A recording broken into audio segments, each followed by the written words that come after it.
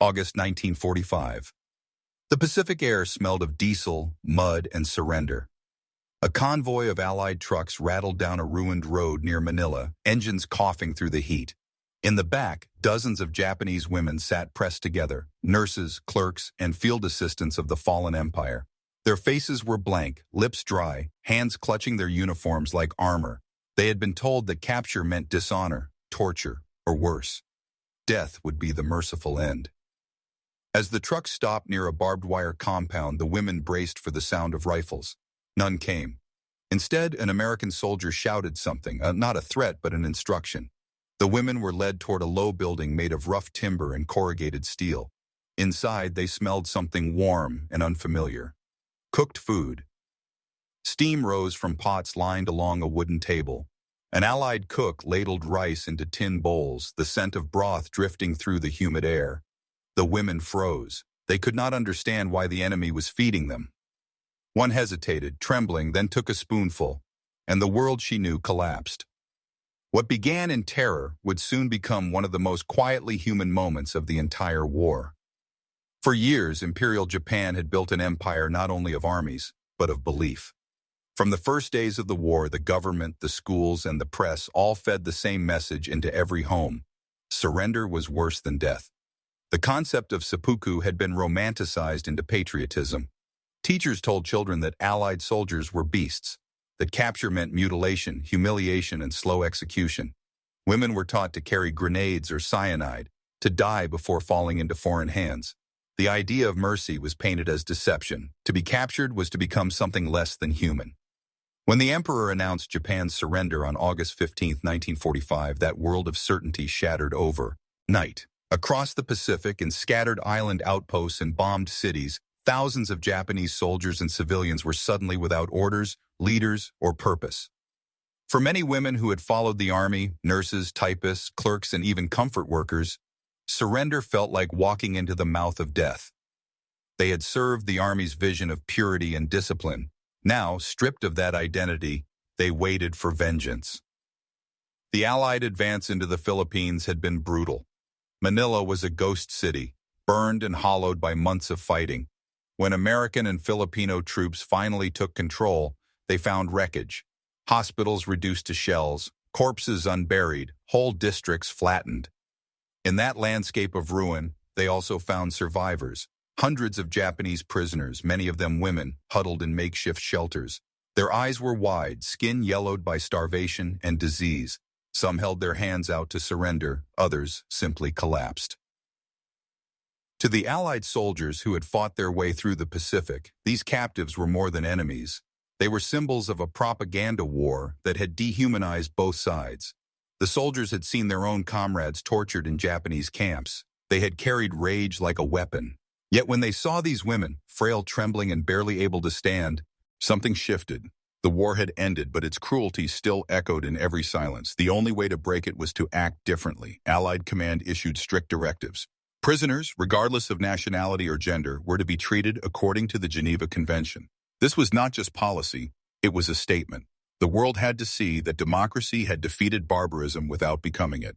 Food, shelter, and medical care were ordered for all detainees. And so, in the middle of a ruined city, American engineers and medics began converting abandoned buildings into detention centers.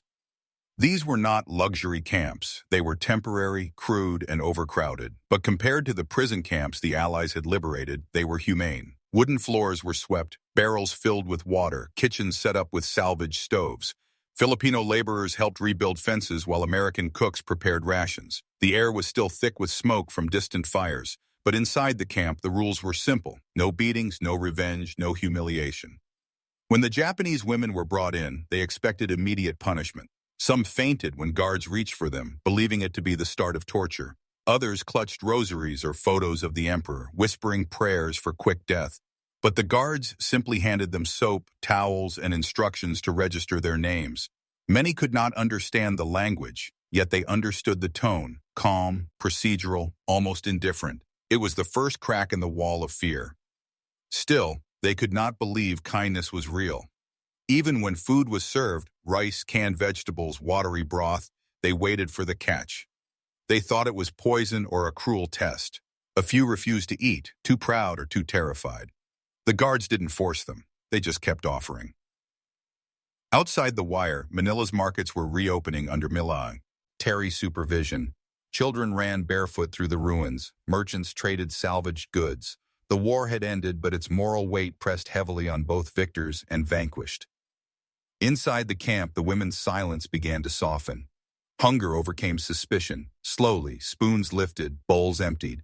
When no punishment followed, confusion gave way to quiet astonishment. The act of eating became its own revelation. Each mouthful of food dismantled years of lies. The women realized that surrender did not mean slaughter. It meant survival. And for the first time, some of them began to cry, not from pain or hunger, but from the unbearable gentleness of being fed by those they had been taught to hate. The Allied detention centers that emerged across the Pacific were built from the wreckage of war, not designed as symbols of compassion, yet they became exactly that. The first camp for captured Japanese women in the Philippines occupied what had once been a missionary school. Its walls were cracked, its windows shattered, and its roof patched with sheets of tin scavenged from bombed warehouses. Inside, American engineers ran electrical lines, Red Cross medics set up infirmaries, and Filipino volunteers carried water from nearby wells. To the women arriving under guard, the sight of order itself felt like a deception. They expected chaos and cruelty. Instead, they saw soldiers moving with precision, nurses writing records, and cooks preparing meals. Nothing in their training had prepared them for a system that ran on rules rather than rage.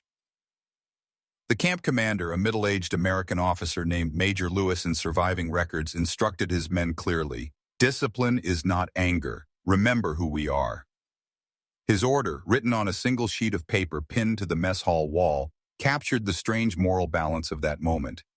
The Allies had every reason for vengeance. The news of liberated POWs, skeletal, broken, half-dead, had reached every unit. Yet, to respond with the same cruelty would mean losing the very reason they fought. Each day began with roll call. The Japanese women stood in line, their movements mechanical, eyes fixed on the ground. Guards counted quietly, rifles slung casually rather than aimed. Afterward came medical checks, malaria, dysentery, skin infections, diseases that had spread through the collapsing empire like another army. The doctors treated them with the same supplies used for Allied troops, sulfa powder, quinine, clean bandages. It was clinical, impersonal, and yet profoundly humane. Then came the meals. 3 times a day, a bell rang through the compound. The women filed into the mess hall where steam curled from metal pots. The food was plain: boiled rice, vegetable stew, sometimes canned meat. For soldiers hardened by jungle campaigns, it was nothing. For the prisoners, it was unthinkable. They had eaten roots and insects during the war's final months. Now they were being served by the very enemy whose wrath they had been taught to fear. The first days were filled with hesitation. Some women barely touched their food, eating only enough to survive. Others cried silently as they ate, not out of gratitude, but from confusion. They could not understand what game was being played. One nurse later told a Red Cross interviewer that she thought the food might be a last kindness before execution. But the executions never came. The rations kept coming instead. When the women finished their bowls, the cooks motioned for them to bring them back and offered second helpings. That single gesture, so ordinary in peacetime, shattered something deep within them. For the first time, they realized that this mercy was not an act. It was policy. It was conviction. Outside the camp, the world was rewriting itself. Allied forces were disarming Japanese units, rebuilding cities, and trying to feed entire populations. In Tokyo, General MacArthur's administration was preparing to oversee the occupation. Yet far from the cameras and politics, in the tropical heat of Manila, a quieter kind of reconstruction was happening. A reconstruction of faith in human decency. The Japanese women began to change. They spoke to one another more. Some even helped the medics with cleaning or serving meals. The guards noticed it but said nothing. Humanity, after all, did not need an announcement. Still, beneath that fragile peace lay unease. The women whispered among themselves about what would happen when they returned to Japan. Would their families reject them? Would they be branded as disgraced? They did not know. But for now, they ate, washed, and rested, each act an unfamiliar luxury. One evening, rain began to fall hard against the tin roof of the barracks. The women sat in silence, listening to the rhythmic drumming. Then one of them, perhaps remembering a song from home, began to hum. The tune was low, almost prayer-like. Slowly, others joined in. On the other side of the fence, an American guard paused and listened, understanding nothing of the words but everything of the emotion. It was the sound of surrender turning into survival. For both sides, the war had not truly ended. But in that moment, under the rain, under the noise of the world being rebuilt, it felt as if something better had begun. In the quiet after the surrender, the story of these Japanese women became more than a military record. It became a mirror reflecting the psychological cost of belief. Their journey from terror to nourishment revealed how completely a nation's mind could be trained for fear and how quickly that fear could collapse in the face of ordinary kindness. For nearly a decade, Japan had crafted an unbreakable illusion. The state controlled every word that reached the public, shaping a vision of the enemy as monsters without mercy. From newspapers to school books, the Allies were portrayed as barbaric, soulless invaders who burned, mutilated, and defiled everything they touched. Propaganda films showed caricatures of Western soldiers devouring rice and mocking Asian culture. Even medical manuals for field nurses contained instructions on suicide before capture. The women in Manila carried those instructions folded in their minds. To live as a prisoner was to die without honor. When the war collapsed, that ideology had nowhere to go. These women found themselves at the edge of its failure, living proof that the world was larger than the empire's lies. But psychological walls do not crumble overnight. For weeks, many of them behaved like ghosts. They spoke in whispers, bowed mechanically, refused to eat more than a few bites at a time. When Allied doctors examined them, they did not resist. They simply stood still, eyes hollow, waiting for cruelty to begin. One nurse, identified only as Nakamura in a Red Cross transcript, said she believed the food was a prelude to shame. She ate with trembling hands, convinced that the kindness was a trick.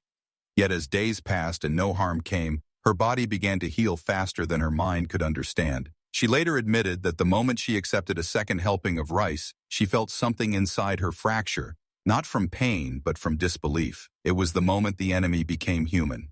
The camp staff, too, were caught in a moral paradox. The American medics and cooks had fought through years of Pacific horror, Guadalcanal, Leyte, Iwo Jima. They had seen the bodies of their own comrades tortured in Japanese camps. Many carried anger that could not be measured in words. Yet their orders were clear. Treat prisoners as you would want your own. Treated. To follow that order required more courage than any battle. It meant refusing to become what the enemy expected. Among the guards was a young corporal from Kansas who had lost his brother on the Bataan death march. His anger was cold and constant, yet each morning he served food through the same hatch to the same faces. In a letter found years later, he wrote, "I thought feeding them would make me sick. But when one bowed after her meal, it was the first time I felt the war might actually be over." His experience was not unique. Dozens of Allied soldiers reported similar feelings: confusion, restraint, and an unexpected relief in simple decency. The psychological shift inside the camp was gradual but unmistakable. After weeks of quiet suspicion, small gestures began to bridge the gap between captor and captive. A nurse offered to help treat another prisoner's wound. A guard showed a photograph of his family. An interpreter taught a few English words to the women so they could say thank you. These were not grand reconciliations. They were fragments of empathy, fragile and easily lost. Yet they carried more moral weight than any military parade. For the Japanese women, the act of receiving kindness became its own kind of punishment. They had been taught that the enemy was inhuman, that Americans were incapable of mercy. Every meal, every warm towel, every gentle instruction forced them to confront the falseness of that belief. Some wept in private, unable to reconcile the propaganda of their past with the reality before them. Others began to speak of guilt, not for losing the war, but for having believed in hatred so completely. And for the Americans, the contradiction cut in the opposite direction. They had been raised on their own propaganda. The Japanese were fanatics, killers, beyond redemption. Yet now they saw frightened women, not soldiers, feeding them. Watching them regain color and life forced the guards to see their own capacity for forgiveness. The war had asked them to kill without mercy. Peace now demanded they show mercy without trust. Both tasks were nearly impossible, but the second one required more strength. In that strange balance of guilt and grace, humanity was quietly redefined. No one spoke of reconciliation. There were no speeches or photographs, only the rhythm of meals and the quiet scrape of metal bowls. Yet those small sounds, The clatter of spoons, the murmured thanks, the faint laughter that returned one evening during dinner, carried through the barbed wire like signals of civilization returning to life. By the time the first Red Cross team arrived to inspect the camp, something had changed beyond policy. The inspectors noted that the prisoners appeared stable and cooperative, and that no hostility observed between guards and internees. The report did not capture what truly mattered, that fear had begun to give way to understanding. What started as survival had become something more profound. For both sides, feeding the enemy had turned into a moral act, a quiet protest against the world's cruelty. In a war built on dehumanization, they were proving, meal by meal, that humanity could still endure. The story of these camps cannot be told without acknowledging the extraordinary tension on both sides of the wire. The Japanese women were not the only ones enduring the collapse of everything they believed in. Their captors were also confronting the fragility of their own humanity. Feeding an enemy who had once starved your friends demanded a strength that no training manual could teach. For the Americans, this was the war's moral frontier. The men stationed in those camps were not saints or philosophers. They were tired soldiers who had seen too much. Some had liberated the bodies of their countrymen from Japanese labor camps, men reduced to bones and silence. Others had walked through the ashes of Manila, where civilians had been massacred by retreating Japanese troops. Every bowl of food served to a prisoner carried the ghost of someone who had died, and yet they served it anyway. The Red Cross reports from late 1945 describe guards who remained professional but distant, rarely speaking except to give orders. The women mistook that silence for contempt. In truth, it was restraint. The same hands that once carried rifles now carried ladles. Every moment of calm inside the camp was a small act of rebellion against the instinct for revenge. Mercy was not forgiveness. It was discipline. Some soldiers found that discipline unbearable. There are letters in archives written by Allied cooks and medics describing the emotional exhaustion of caring for people they had been taught to hate. One medic wrote, "I hated them when I arrived, then I saw their eyes, they looked like ours." Another wrote, "When one of the women thanked me, I didn't know what to do, I just walked outside and cried." The Japanese women were changing too. They began to understand that kindness could be real, that compassion did not always hide cruelty, but this realization brought its own kind of torment. To accept the enemy's humanity meant confronting their own nation's lies. Some refused to believe it, clinging to the last fragments of pride. Others surrendered completely to the truth, not to the Allies, but to the idea that dignity could exist even in defeat. A few of the prisoners, mostly former nurses, asked permission to help in the camp kitchens.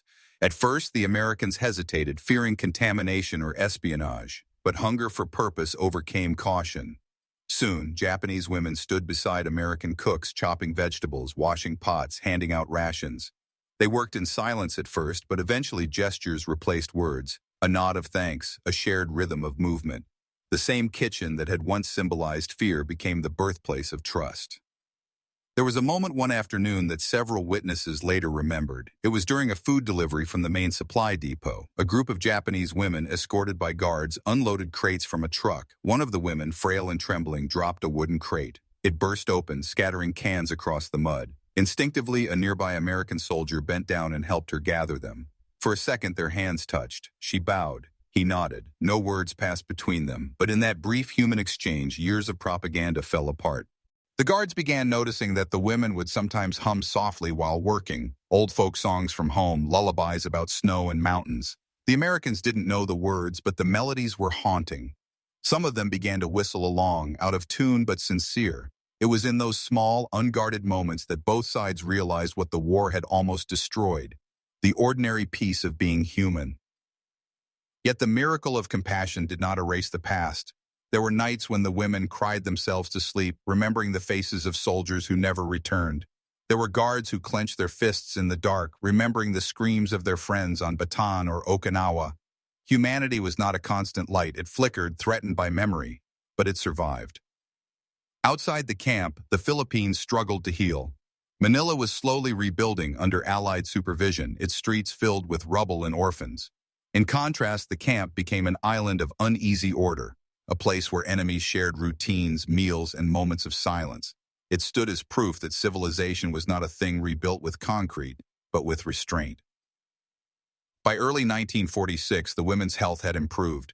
Their faces no longer looked skeletal. Their hair grew back, their posture straightened. A few even smiled when spoken to. The guards noticed, though they rarely said so aloud. The women had learned to eat without fear, to accept second helpings without shame. It was a simple act, yet it symbolized something profound. They had begun to trust that the enemy would not take what they had given back. The final Red Cross inspection noted that morale appears stable, atmosphere calm. The words were bureaucratic, almost sterile, but they concealed a quiet triumph. In a war that had buried millions, this camp had resurrected something rarer than peace: empathy. The meals continued. The guards served, the women ate, and the path slowly softened. They were no longer captor and captive, not entirely. They were participants in an unspoken understanding that vengeance could end, that survival could mean more than endurance, that perhaps the greatest victory was not killing, but feeding the enemy twice. It happened on an ordinary afternoon that no one expected to remember. The rain had eased after days of monsoon, and the camp smelled of wet earth and boiled rice. The prisoners lined up as they always did, bowls in hand. Steam curled from the kitchen doorway, mixing with the mist that hung low over the compound. It was mealtime again, routine, predictable, safe. The American cooks worked quickly behind the counter, ladling soup and rice into tin bowls. The Japanese women stepped forward one by one, their movements careful and rehearsed. For weeks they had been learning how to accept food without flinching, but this time something different waited at the end of the line. The cook, a stocky man from Ohio who had once fought at Leyte, noticed one of the women standing back. Her uniform hung loose over her thin shoulders. She looked unsure whether she was allowed to eat again. He waved her forward. "Go ahead," he said softly. She didn't understand the words, only the gesture. A palm up, a small nod. She stepped closer, hands shaking. He filled her bowl once, then once more. Twice. "Second helping," he muttered, though she couldn't have known what it meant. She froze. Her eyes flicked from the steaming bowl to his face. Then she bowed low, the way she might have before a superior officer. The cook, startled, looked away and kept serving. Around her, the other women watched in silence. Slowly, almost hesitantly, they began to return for seconds, too. For the first time since the war's end, they were being given more than what was required. It was such a small act, another scoop of rice, but its meaning spread through the camp like warmth through the rain. Mercy, repetition, generosity. These were things that could not be ordered by command. They had to be chosen. And that afternoon, the choice to feed the enemy again became the quiet turning point of the entire story. The women carried their bowls back to their places and ate in silence. Some cried openly, others stared at their food as if it might vanish. One nurse later told a Red Cross interpreter that she could not swallow for several minutes. "I had forgotten what fullness feels like," she said. "I thought it was a sin." For the American guards watching, it was just another meal. But the medics and nurses who worked closer to the prisoners noticed the change. The women no longer sat apart or ate with bowed heads. They began to talk softly, even smile. The sound of spoons tapping against tin no longer carried the rhythm of fear. It sounded like life again. That evening, a strange peace settled over the camp. The guards leaned against the fences smoking, talking quietly under the low light of lanterns. Inside the barracks, the women were washing their bowls, careful not to waste a single grain of rice. The same woman who had first received seconds paused at the water barrel and looked up at the sky. Somewhere beyond the clouds was Japan, home, broken, but waiting. For the fight. First time, she thought she might live long enough to see it again. The American nurse Helen Andrews, who kept a diary throughout her service, wrote about that day. "I saw a woman eat until she smiled. I never thought food could be sacred, but maybe it is when it's forgiveness." The word forgiveness never passed anyone's lips inside that camp. It was too heavy, too complicated. But it existed in every motion, in the act of serving, in the act of eating, in the shared silence between those who had once seen each other only as enemies. As the night deepened, thunder rumbled far away over the sea. Rain began again, tapping softly on the tin roofs. The guards retreated to their shelters.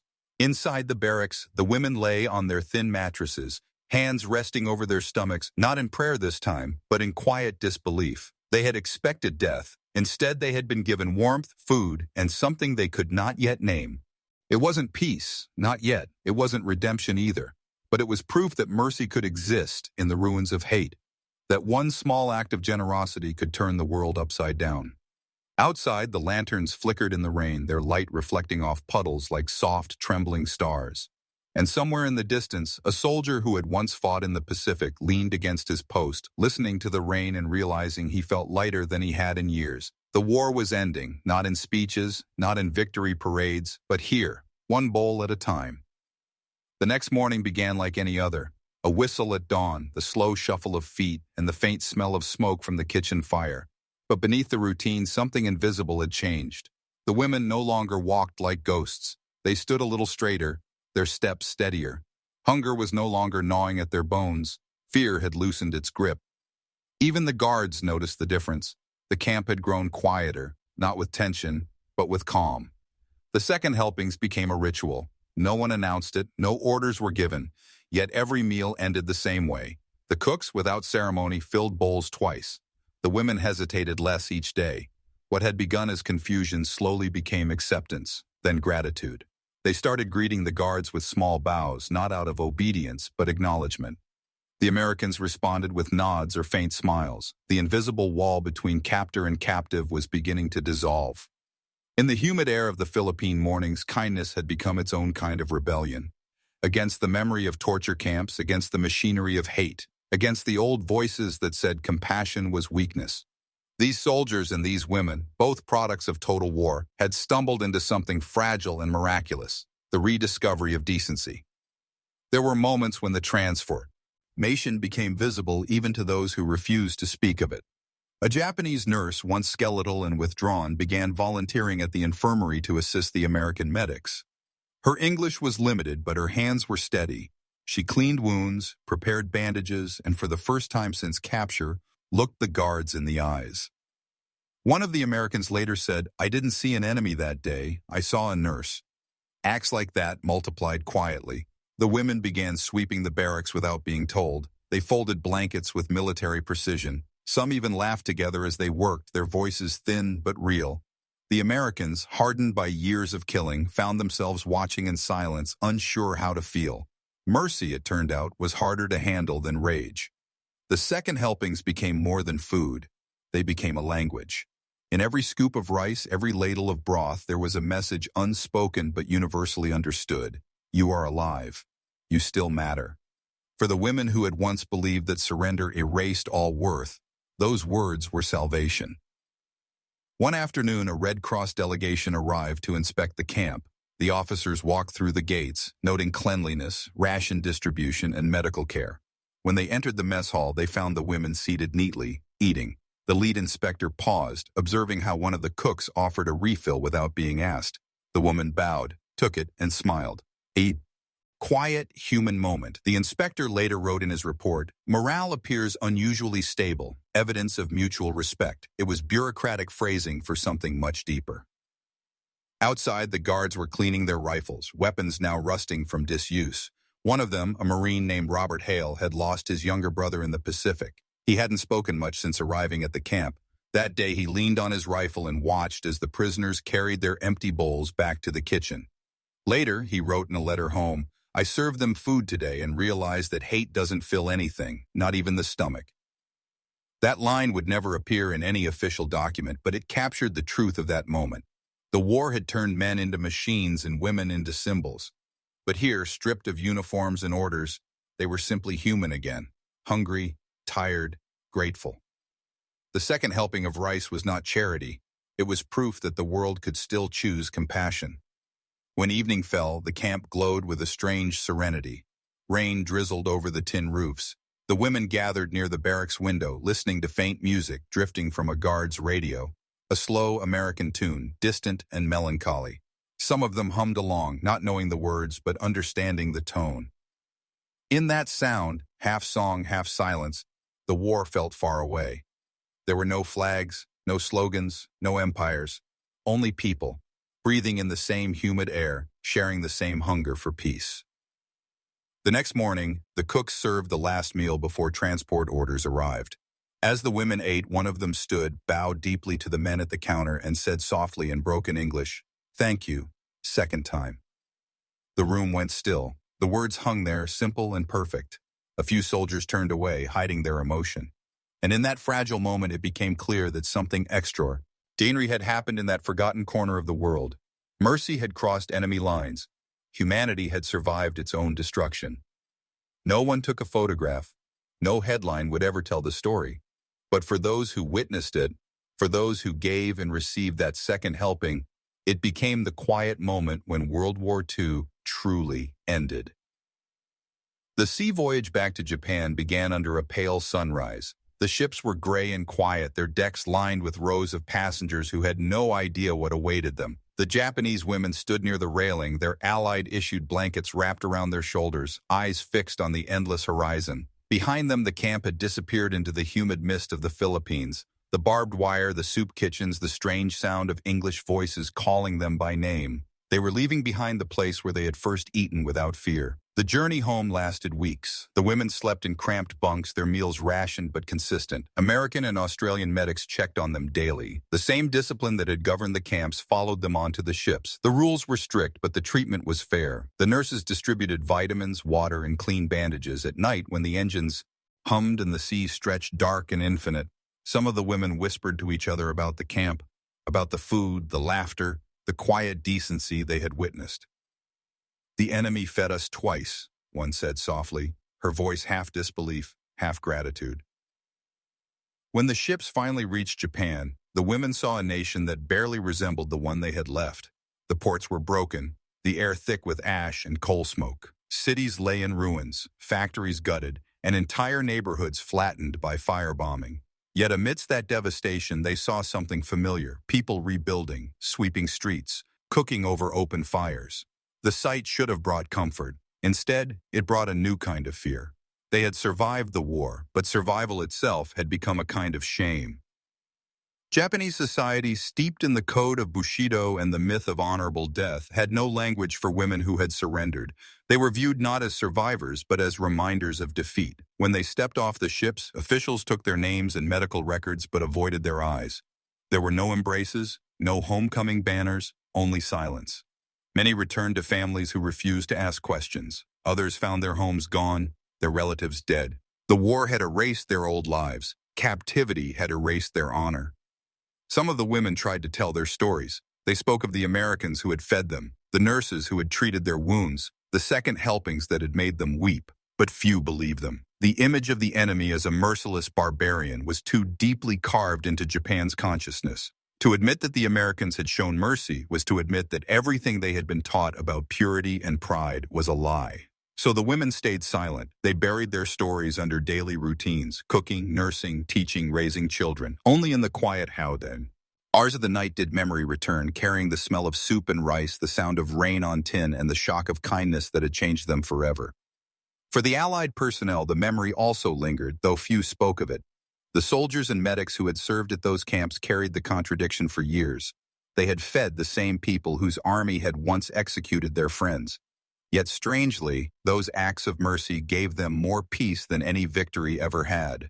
Many wrote home about it, describing the moment when their hatred faded without fanfare. In both countries, the story of those meals, of the second helpings, slipped quietly into history's blind spot. But the people who lived it remembered. They remembered that in a world collapsing under its own cruelty, someone still chose to give food instead of vengeance. Years passed, and the war that had devoured the world slowly turned into memory. The women who had once stood trembling in Allied camps faded back into Japan's vast collective silence. In a nation rebuilding from ashes, there was little space for stories that did not fit the narrative of sacrifice or national pride. The tale of mercy from the enemy did not match the spirit of reconstruction. It was easier to forget than to explain. Those who had returned from captivity were often met with suspicion. In a society that glorified those who died for the emperor, the ones who survived carried an invisible mark. Some hid their pasts entirely, changing towns, altering details of their service. Others found quiet work in hospitals and schools where discipline and order still made sense. But at night they remembered the smell of soap, the sound of English voices, the heavy steam from kitchen pots. They remembered how an enemy soldier had looked at them not with hatred, but with pity. That single memory, in a world of ruins, was enough to keep something inside them alive. The Allied soldiers who had served at those camps went home to their own silences. They returned to a world celebrating victory, but haunted by what it had cost. Many could not forget the faces of those Japanese women lined up with empty bowls, or the moment they handed over a second serving of food and saw disbelief melt into gratitude. Some wrote about it in private letters or diaries. Most never spoke of it again. A few, when interviewed decades later, said that those days were the only time during the war they felt truly human. In 1972, one of the former camp nurses, now an elderly woman named Aki, gave a rare interview to a historian researching the humanitarian side of the Pacific War. Her words were measured, her tone calm. "We were taught that Americans would skin us alive. Instead, they gave us rice." She paused before adding, "I thought surrender was death, but they let me live. And worse, they fed me until I was full." Her smile, caught in a black and white photograph, was weary but peaceful. "I realized then," she said, "that everything I believed about enemies was wrong." The historian who recorded her testimony would later describe it as one of the most unsettling stories he'd ever heard. Not because of its horror, but because of its gentleness. War rarely leaves room for mercy, and when it does, the world seldom knows how to process it. The records of those camps remained in dusty archives, their reports filed away under bureaucratic labels. POW Repatriation, Philippines, 1945-46. The human truth behind us. In those folders was harder to capture, that even in an age defined by hatred, ordinary people on both sides had quietly chosen compassion. In 1980, an American veteran named Robert Hale, the Marine who once wrote about serving food instead of vengeance, visited Japan as a tourist. He was old, moving slowly, carrying a camera instead of a rifle. In a Tokyo bookstore, he found a small local exhibition on post-war recovery. Among the faded photos was one that stopped him, a group of thin women sitting outside a wooden barracks holding metal bowls, smiling faintly at the camera. Beneath it, a caption read, "Japanese POWs in Allied custody, 1945. Hale stood there for a long time. He didn't know if the women in the photograph were the same ones he had fed, but it didn't matter. He said later, to the friend traveling with him, "I like to think I gave them seconds." Then he walked out into the Tokyo evening, past neon lights and crowded streets, quietly certain that something good he'd done in the middle of a terrible war had not vanished completely. In both nations, time buried the story. Yet somewhere in family albums and forgotten journals, fragments endured. Letters, reports, a few blurred photographs. Together they whispered the same truth, that compassion can survive even when everything else collapses. And in that truth, that small enduring mercy, the war's greatest contradiction remained. History remembers wars through battles and numbers, victories, losses, maps that change color with each surrender. But sometimes what matters most are the moments that happen quietly, unseen by any headline. In one ruined corner of the Pacific, amid hunger and smoke, a group of soldiers and prisoners discovered something that no treaty could declare, the possibility of goodness in the aftermath of hate. The Japanese women who had expected death found something far more difficult, life given freely by those they feared most. A bowl of rice, a ladle of soup, a gesture so simple it almost defied belief. And for the American soldiers who served them, that act carried its own transformation. They had faced the worst of the war, cruelty, loss, unimaginable grief, and yet in feeding their enemies they proved that mercy was not weakness. It was strength. Years would pass and the memory of those second helpings would fade beneath louder stories of triumph and destruction. But for those who lived it, the meaning never disappeared. It was the moment when the world, broken and humiliated, began to relearn the language of humanity. No one carved monuments for them. No medals were awarded. Their story survived only in diaries, fragments, and faint photographs that spoke of hunger turned to humility and hatred turned to silence. Yet those moments matter precisely because they were small, because they showed that kindness can exist even when civilization itself seems lost. When the Japanese women returned home, they carried that mercy within them like an invisible inheritance. When the American guards grew old, they remembered not the sound of gunfire, but the sound of rain on tin roofs and the quiet clatter of empty bowls. And maybe that's how peace really begins. Not in grand declarations, but in the ordinary grace of one human being feeding another. In that act, the war ends, dead not once, but twice. first on paper, then in the hearts of those who learned that even the enemy deserves compassion. Because history's truest victories are not won with weapons, they are served, one helping at a time. Authentic 1940s WW2 archival realism. True 35mm film grain, no color, no modern lighting.